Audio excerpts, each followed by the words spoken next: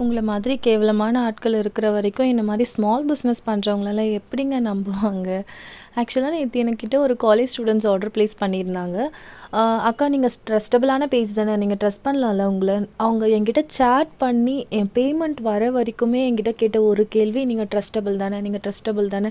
ஏம்மா ரிப்பீட்டடா இதே கேட்டுட்டே இருக்கீங்க? நான் ட்ரஸ்ட் பண்றேன். அப்ப நீங்க இருக்கிற இடத்துல ஃபோட்டோ எடுத்து காட்டுங்கன்லாம்" கேட்டிருந்தாங்க. நம்ம ப்ராடக்ட்ஸ் எல்லாம் கூட ஃபோட்டோ அனுப்பினோம். "ஓகே நான் ட்ரஸ்ட் பண்றேன். அக்கா நீங்க ஏமாத்திட மாட்டீங்கல்ல?" அப்படின்னு கேட்டாங்க. ஏன் ரிப்பீட்டடா இதே கேட்குறாங்கன்னு அப்புறம் அவங்க கிட்ட கேட்டதுக்கு அப்புறமா தான் தெரிஞ்சது. ஆக்சுவலா அவங்க ஒரு ஸ்கேம்ல போய் மாட்டியிருக்காங்க. வேற ஒரு பேஜ்ல வந்து ஆர்டர் பண்ணியிருந்தேன்க்கா. என்ன நல்லா ஏமாத்திட்டாங்க. கேஷ் குடுத்து நான் ஏமாந்து போயிட்டேன். நான் ஒரு காலேஜ் ஸ்டூடண்ட்ஸ் அக்கா சேர்த்து வச்ச காசுல தான்க்கா நான் ஆர்டர் பண்ணேன் அப்படின்னு. என்ன நம்பிக்கையிலம்மா நீங்க ஆர்டர் பண்ணீங்கன்னு கேட்டேன்.